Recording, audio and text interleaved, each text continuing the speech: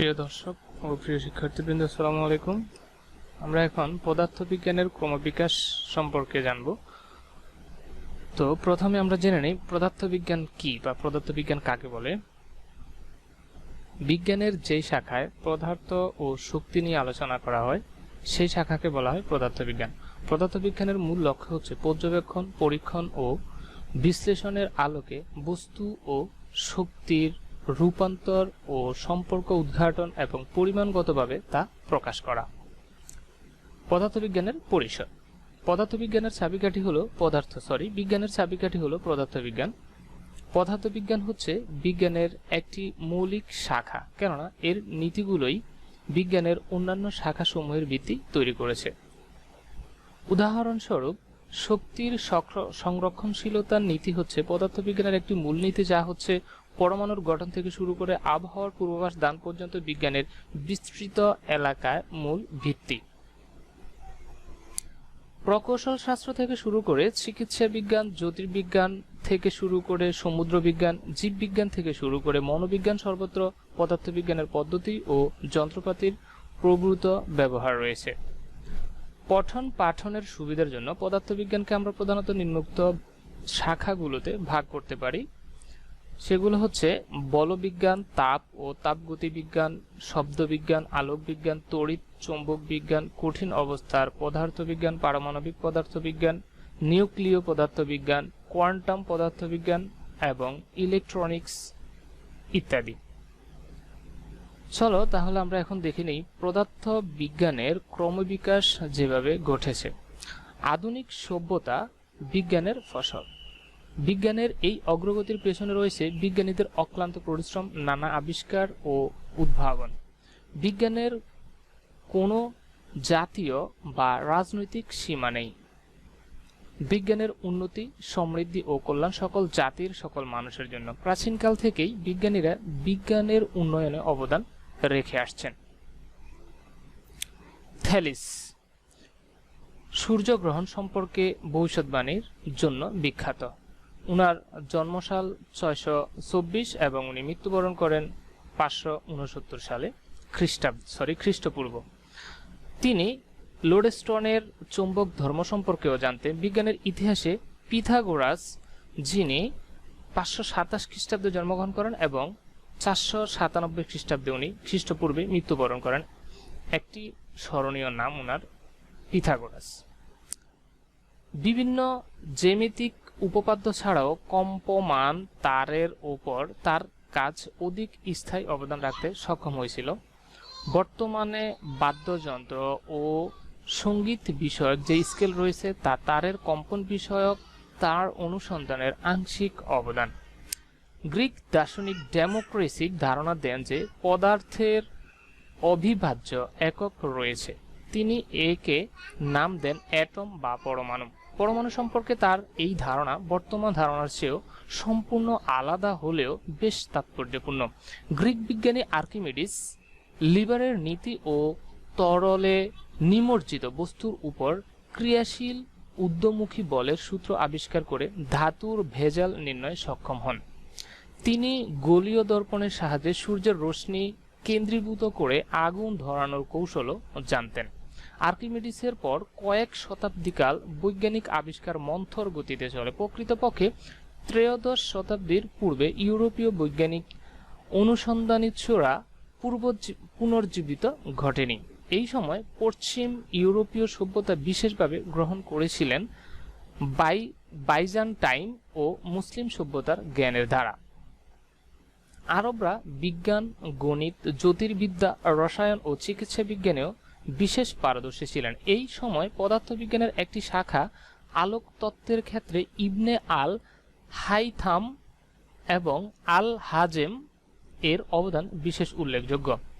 Ptolemy ও অন্যান্য প্রাচীন বিজ্ঞানীরা বিশ্বাস করতেন যে কোনো বস্তু দেখার জন্য চোখ নিজে আলোক রশ্মি পাঠায়। আল হাজেম এই মতের বিরোধিতা করেন এবং বলেন যে বস্তু থেকে আমাদের চোখে আলো আসে বলেই আমরা বস্তুকে দেখতে পাই। আতসী কাচ নিয়ে পরীক্ষা তাকে উত্তল লেন্সের আধুনিক তত্ত্বের কাছাকাছি নিয়ে আসে। আল মাসুদি প্রকৃতির ইতিহাস সম্পর্কে একটি এনসাইক্লোপিডিয়া লেখেন। এই বইয়ে বায়ুকালের উল্লেখ পাওয়া যায়। বর্তমানে পৃথিবীর অনেক দেশে এই বায়ুকালের সাহায্যে তড়িৎ শক্তি উৎপাদন করা হচ্ছে। রজার বেকন ছিলেন পরীক্ষামূলক বৈজ্ঞানিক পদ্ধতির প্রবক্তা। তার মতে পর্যবেক্ষণ ও পরীক্ষার মাধ্যমেই বিজ্ঞানের সব সত্য যাচাই করা উচিত। লিওনার্দো দা ভিঞ্চি 15 শতকের শেষ দিকে পাখির ওড়া পর্যবেক্ষণ করে উড়োজাহাজের একটি মডেল তৈরি করেছিলেন। তিনি মূলত একজন চিত্রশিল্পী হলেও বলবিদ্যা সম্পর্কে তার উল্লেখযোগ্য জ্ঞান ছিল, ফলে তিনি কিছু সাধারণ যন্ত্র দক্ষতার সাথে উদ্ভাবন করতে সক্ষম হন। গ্যালিলিও যুগ থেকে নিউটনীয় যুগে এবং তারও আগে সংখ্যায় কম হলেও কয়েকজন পদার্থ বিজ্ঞানী জন্মগ্রহণ করেন। বিজ্ঞানের অগ্রযাত্রায় তার অপরিসীম অবদানও রয়েছে।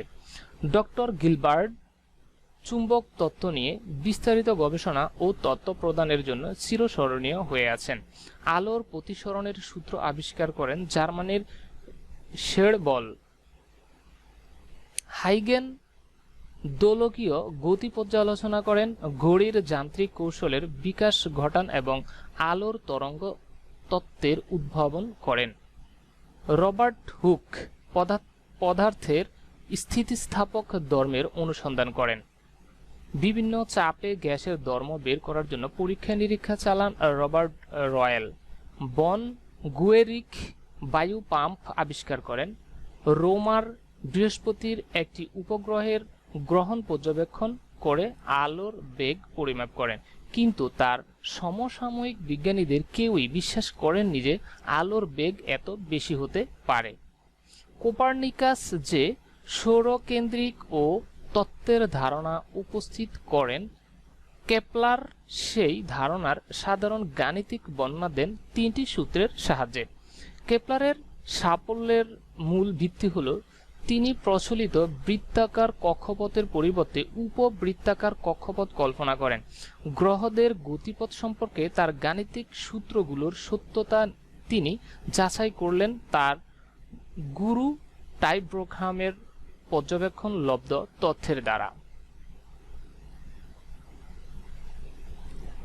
আধুনিক বৈজ্ঞানিক পদ্ধতির সূচনা ঘটে ইতালির বিখ্যাত বিজ্ঞানী গ্যালিলিওর হাতে। তিনিই প্রথম দেখেন যে পর্যবেক্ষণ, পরীক্ষণ এবং সুশৃঙ্খলভাবে ভৌত রাশির সংজ্ঞা প্রদান ও এদের মধ্যে সম্পর্ক নির্ধারণ বৈজ্ঞানিক কর্মের মূল ভিত্তি। গাণিতিক তত্ত্ব নির্মাণ ও পরীক্ষার মাধ্যমে সেই তত্ত্বের সত্যতা যাচাইয়ের বৈজ্ঞানিক ধারণা সূচনা করেন গ্যালিলিও, আর এর পূর্ণতা দান করেন নিউটন। গ্যালিলিও সরণ, গতি, ত্বরণ, সময় ইত্যাদির সংজ্ঞা প্রদান ও এদের মধ্যে সম্পর্ক নির্ধারণ করেন, ফলে তিনি বস্তুর পতনের নিয়ম আবিষ্কার ও স্মৃতিবিদ্যার ভিত্তি স্থাপন করেন। নিউটন তার বিস্ময়কর প্রতিভার দ্বারা আবিষ্কার করেন বলবিদ্যা ও বলবিদ্যার বিখ্যাত 3টি সূত্র এবং বিশ্বজনীন মহাকাশ সূত্র। আলোক, তাপ ও শব্দ বিজ্ঞানেও তার অবদান আছে।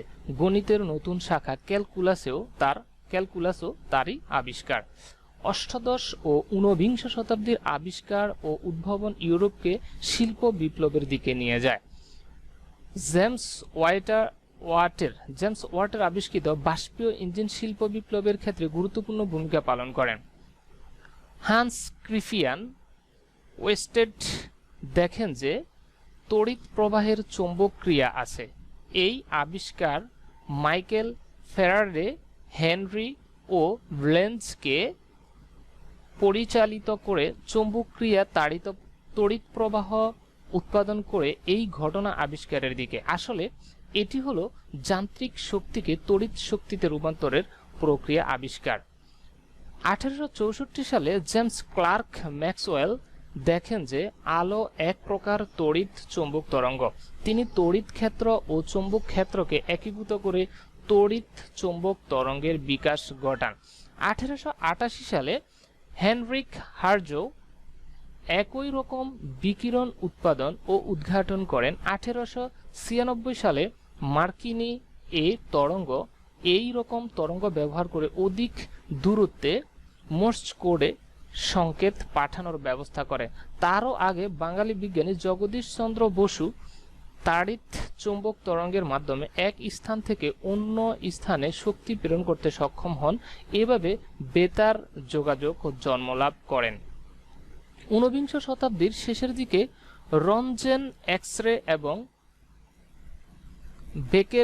বেকেরেল ইউরেনিয়ামের তেজস্ক্রিয়া আবিষ্কার করেন। বিংশ শতাব্দীতে পদার্থবিজ্ঞানের বিস্ময়কর অগ্রগতি ঘটে। ম্যাক্স প্লাঙ্ক আবিষ্কার করেন বিকিরণ সংক্রান্ত কোয়ান্টাম তত্ত্ব। আলবার্ট আইনস্টাইন প্রদান করেন আপেক্ষিক তত্ত্ব। এই দুই তত্ত্ব আগেকার পরীক্ষালব্ধ ফলাফলকেই শুধু ব্যাখ্যা করেনি এমন ভবিষ্যৎবাণীও প্রদান করেছেন, যা পরে আরও পরীক্ষা নিরীক্ষা দ্বারা প্রমাণিত হয়েছে।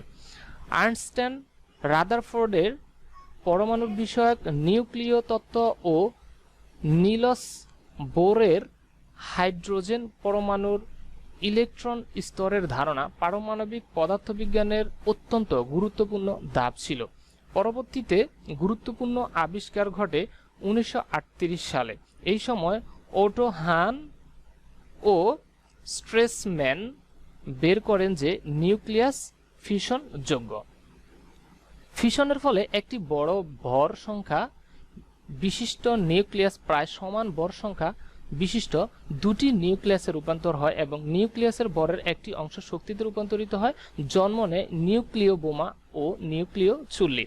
বর্তমানে আমরা নিউক্লিয়াস থেকে যে শক্তি পাচ্ছি তা অতীতের সকল উৎস থেকে প্রাপ্ত শক্তির তুলনায় বিপুল। দিন দিন নিউক্লিয় শক্তির একটি প্রধান উৎস হিসেবে পরিগণিত হচ্ছে। এই শতাব্দীতেই তাত্ত্বিক পদার্থবিজ্ঞানে বিকাশ লাভ করেছে কোয়ান্টাম তত্ত্ব ও আপেক্ষিক তত্ত্ব প্রভৃতি। ঢাকা বিশ্ববিদ্যালয়ের পদার্থবিজ্ঞানের প্রফেসর সত্যেন্দ্রনাথ বসু তাত্ত্বিক পদার্থবিজ্ঞানের গুরুত্বপূর্ণ অবদান রাখেন। তিনি প্লাঙ্কের কোয়ান্টাম তত্ত্বের একটি শুদ্ধতর প্রমাণ উপস্থাপন করেন। তার তত্ত্ব বোস-আইনস্টাইন সংখ্যায়ন নামে পরিচিত। তার অবদানের স্বীকৃতিস্বরূপ এক শ্রেণীর মৌলিক কণাকে তার নাম অনুসারে বোসন বলা হয়। তিনজন নোবেল পুরস্কার বিজয়ী পদার্থবিজ্ঞানী পাকিস্তানের প্রফেসর আব্দুস সালাম, মার্কিন যুক্তরাষ্ট্রের শেলডন গ্লাসো এবং স্টিভেন ওয়াইনবার্গ একীভূত ক্ষেত্রতত্ত্বের বেলায় মৌলিক বলগুলোকে একত্রীকরণের ক্ষেত্রে তাড়িৎ দুর্বল বল আবিষ্কার করে অসামান্য অবদান রাখেন। তারও আগে ভারতীয় নোবেল পুরস্কার বিজয়ী পদার্থবিজ্ঞানী চন্দ্রশেখর রমন প্রবাহ আবিষ্কার করেন। বিংশ শতাব্দীতে চিকিৎসা বিজ্ঞানের অগ্রগতিতে পদার্থবিজ্ঞান রাখছে গুরুত্বপূর্ণ অবদান। চিকিৎসা বিজ্ঞানের বিভিন্ন যন্ত্রপাতি আবিষ্কারের পাশাপাশি তেজস্ক্রিয় আইসোটোপ বিভিন্ন চিকিৎসায় ব্যবহৃত হয়ে রোগ নিরাময়ের ক্ষেত্রেও অসামান্য অবদান রাখছে। বিংশ